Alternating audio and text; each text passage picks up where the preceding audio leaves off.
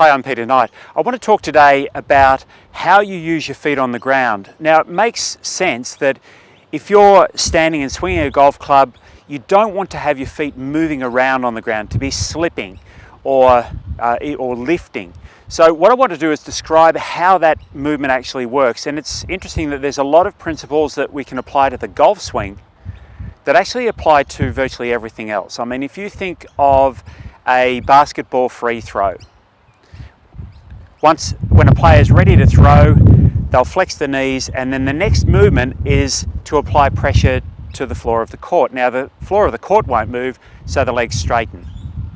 If I'm doing a squat, to get from here to here, I'm applying equal pressure on both feet, so I'll come up straight.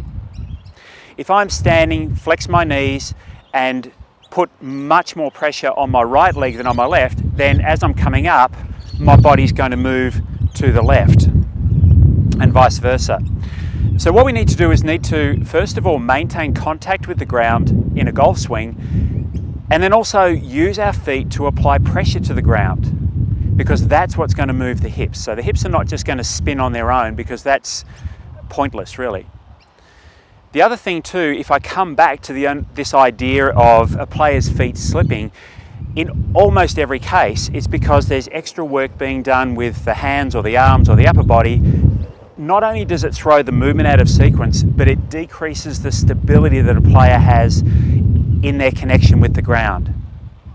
So how does it all work with a golf swing? So from here, if I turn my body away from the target, and then we're talking mainly downswing here. So from here, for me to move my hips, I can feel that I'm applying some pressure to the ground through my right foot. Now, I'm not pushing directly sideways, but it's almost like if you imagine that I'm trying to twist my foot a little bit, or foot and leg, a little bit this way, a little bit rotated out. So from here, when I swing down, there's that sense of rotation out, and that is what moves my hips. So my hips don't move themselves, it's the pressure in the ground that moves them. So have some practice swings yourself. Turn back, feel that you're applying some pressure to the ground through your right foot, and you'll feel that will actually move your hips. Now my left leg's got to do something as well, because if I just move with my right leg, there's nothing to stabilize me on the left side. So I need to apply some pressure with my left foot as well. But this needs to be balanced so that my hips turn without sliding too much one way or the other, without me losing my balance. I need to be able to turn them. So one thing that you can practice is, even without a club to start with, from the top of the swing, feel like you're putting pressure into the ground through your right foot, and then notice that you're actually equalizing that with your left. So how much do you use? That's something that you'll find with some practice. A gauge as to how well you're doing this is from the top of the swing, you don't want your hips to slide past where your left leg would be vertical. So you can see if I'm doing this, then my hips and my legs are sliding way past vertical. Not going to help me a whole lot. The other thing is that when I make that movement, even though that pressure is going to move my hips forward, it doesn't move my upper body forward.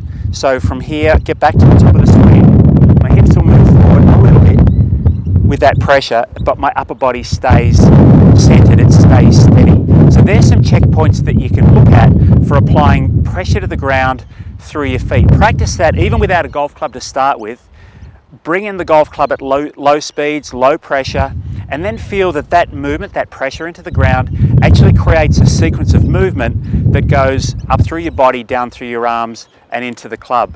The lighter you keep your wrists and your arms as you're making that movement, the freer the movement will be, and surprisingly, you'll find it will actually get quicker. That'll make a massive difference to your ability to be consistent and balanced in your golf swing.